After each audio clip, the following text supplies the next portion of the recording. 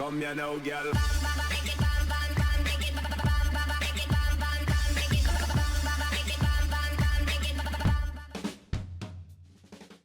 Hello and welcome to What's Map, your one-stop shop for everything workshop. I'm BonBonB and you're very, very welcome. Well, today's Tuesday, a Tuesday's request day. Today's map was requested by the creator back in December, so it's about time we did get around to reviewing it. It's been a few months. It does appear, given that this is the only item on their workshop, that this is. So we'll have to check it out and see how they've done. Now, a little reminder that we have other things to check out as well. Over on my second channel, BonBonB 2, I'm doing 3 different Let's Plays. Subnautica, which is an underwater survival game on an alien world. Outlast 2, which is a horror survival game. Survival games seem to be the thing. And Civilization 6, which is all about survival to the end of time with your own civilization. I think you're gonna like them. It's my first map.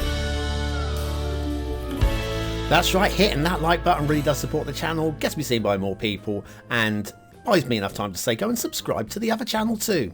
Go on, you know you want to.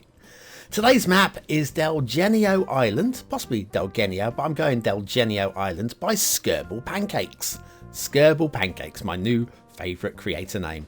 There's your start square, which again looks perfectly adequate. We've got a big chunk of mountain in there, but I think there's room to expand into. We've got terrain heights which look playable. I've got to say that looks playable, like the shape of the island as well. And then if we have a little look at the resources, blam blam blam blam blam, all very strong, very workable.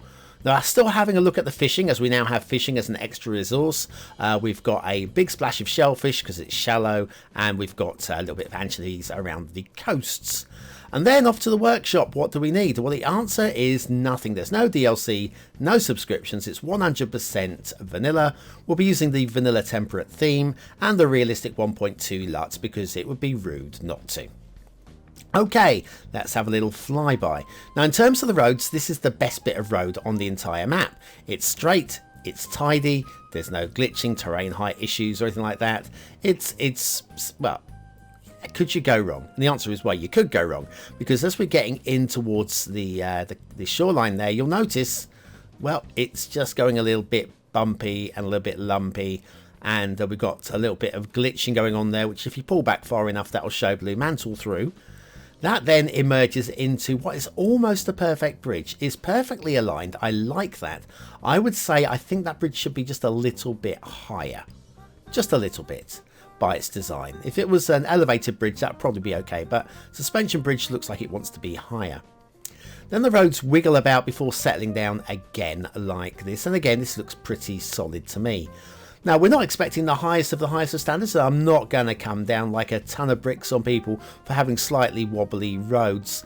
Although, little bits like here where the terrain goes underneath it, what you need to do is get the smoothing tool, or the terrain leveling tool, and just basically level out the roads before, or but basically you're doing foundation work. Level it out before you put the road down, and well, you won't have any glitching. And it'll look tidier and the whole thing will look good. And then if you're using the parallel road tool, a little bit of jinky janky going on there, then that will just look even better as well, because you'll have equidistance all the way. Now, the equidistance isn't too bad. It's just a bit of drift at that bend there, and then it comes back to a fair distance. Then we're coming up to the start square intersection. We're well away from the start square still. This is the main and the only intersection. I don't have too many problems with this for a vanilla looking intersection, apart from the down ramps, which look a little bit like an arrowhead to me. If you come over here, look how steep they are, and look how they're sloping. That one slopes outwards, and the other one, that other one tapers outwards as well. It's literally like it's been sharpened to stab you. Stab you, I say. So yes, that could be a little bit better, just a little bit, like smoothing the downward ramps to just a more elegant downwards gradient. Anyway, now we're heading in towards the start square. Yes, there's stuff on the edge of the screen there that you probably saw. We're saving that. We're saving that until the second half of the show, because there's a little bit of that going on, okay? We might mention it during the rail. We'll see how it goes. So yes, this is the highway that leads down into the start square. You should get a reasonable amount of traffic down here. Don't see any problem with this. There's your big old mountain on your left hand side that encroaches into the start square a little bit, but that's not a problem in itself, as long as you've got enough room to build a decent sized town to be able to make the money to buy your second tile. This is all the stuff that we're looking for, really. The roads have drifted together and now they're going to separate up again. It's not the worst, it's not the best, it's adequate. And here we have today's start square, and it looks pretty okay to me. But also looking pretty okay in this start square is the 1900s Midrise corner by Smilies. Smilies, everybody's favourite new classical buildings creator. I mean, look at this. This is a classic. Lovely, lovely detailing work and texture work. Everything's just perfect with this one, and I think I would like to use it personally. Stick it to another one of my collection. Shall we do Factoids? Because Factoids, it's a fairly long one, so let's crack on with it. Robert Bunsen, the man who gave his name to the laboratory burner, which he helped to popularise, was born on this day, the 31st of March, in 1811. Ironically, for someone who contributed to the increased safety of chemical laboratories, he was somewhat accident prone. On 2 occasions, not once, but twice, he suffered a fatal dose of arsenic, and in 1843, I shouldn't laugh really, and in 1843 he lost his right eye to a laboratory explosion. No wonder he was working towards safety. He was so close to death. Anyway, let's carry on. 1900s Midrise Corner by Smilies, today's asset of the day. Let's follow the rail. The rail is elevated, which means it could be perfectly flat, but it isn't. So yeah, we'll just bump around a little bit with the rail. The route is fine, but it could be fine-tuned. Yes, working towards safety in laboratories because, well, he realised it was a dangerous place to be. Makes sense to me, okay? Probably wasn't the case, and everybody's life and history is a lot more complicated than that. But I like the way this stayed elevated to go over the highway before coming down to ground. That is a nice touch. Then we stay at ground level with this ugly looking junction. That is not a pretty one. We'll go this way. We'll go this way because I see a bridge. We can head off that way. Yeah, that staying elevated through down to Start Square was actually a really nice. I'll try and find some good stuff to say. I mean, this map is full of inconsistencies, untidy, lack of detailing issues and stuff like that. But there are some good things in it to talk about as well. Like the bridges are perfectly aligned. The rail there doesn't look too bad, although some trees. Yeah, wet trees, and it does come down to ground a little bit there, which is untidy. Could stayed elevated a little bit longer. And then this outward bridge is quite nice as well. So where there's nice stuff, I like to say it. And another perfect looking bridge, a bit low on the right there. Anyway, off to the fog, which means we can do a little bit of an intermission. Go on, Zack, it's your turn, buddy.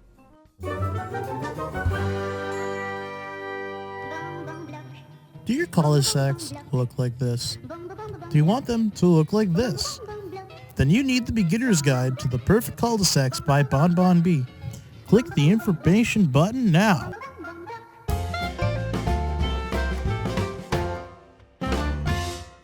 And we're back with the shipping routes at Delgenio Island by Skirball Pancakes. And we have some stripping routes. Yes, we have some shipping routes as well. Keep your clothes on.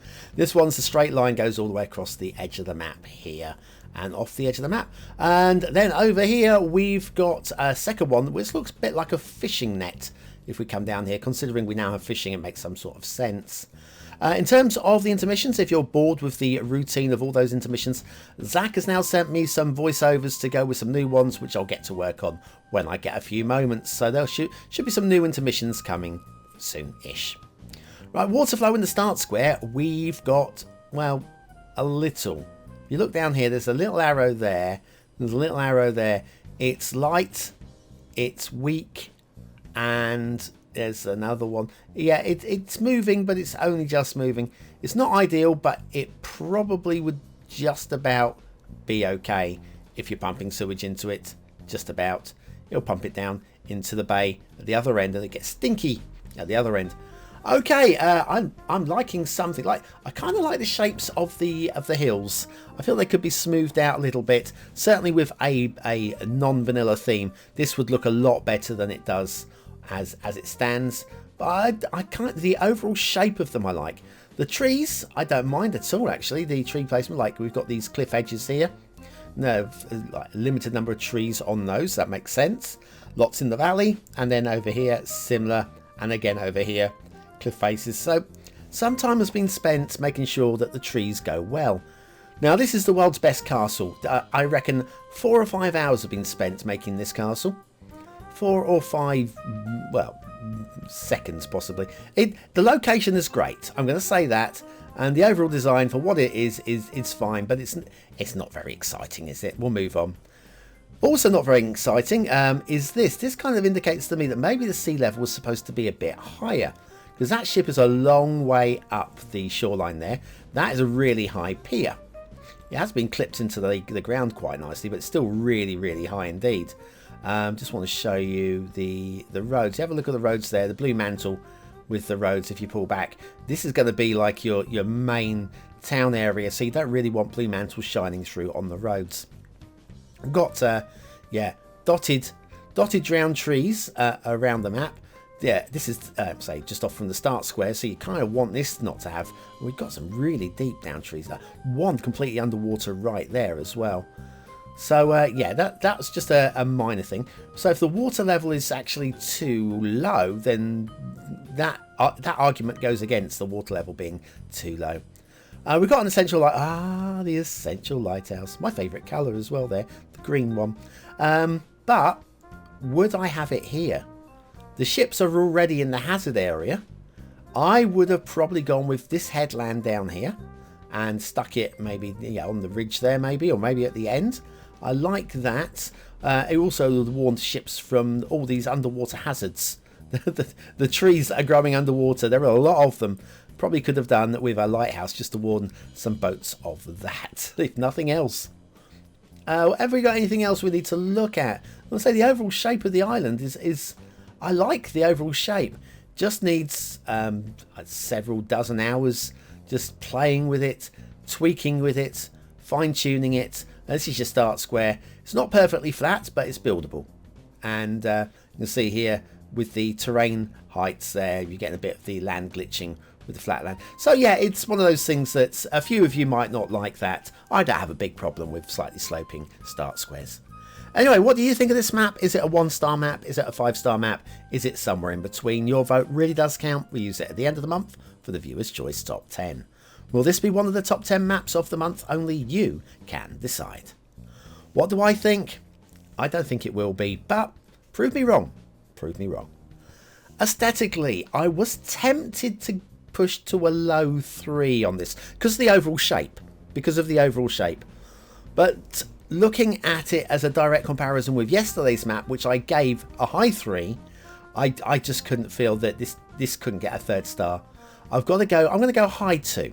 It's a high 2-star map. I like the shape. Detailing. It's not the best. There's plenty. It's not completely awful. There are some nice issues like the trees. But I'm going to say I've got to go high 2. There's more work that needs to be done, really. Gameplay potential. I think this is playable. I'm not massively excited by it. I don't think it offers anything dramatically fantastic. And in terms of, okay, I know this is pre-Sunset Harbour, but some pre-Sunset Harbour maps would be perfect for shipping. It's fine. It works. I'm going to go 3 stars. I think it deserves the pass mark for the gameplay. Delgenio Island by Skirball Pancakes. For my first map, I have seen a lot worse than that. So take a bow and thank you for sharing. Well, thanks for watching, for commenting, for liking and for subscribing, and to all of my BonBonB buddies over on Patreon. Yes, it's time very soon to update this list with the names of all the people that are on my April list. It's not too late now, if you're watching this on Tuesday the 31st, to subscribe. Just $1, you'll get your name into this list for next month, and it will really help me out as well during this time of crisis. I've been BonBonB, you've been very, very welcome, and I'll see you very, very soon.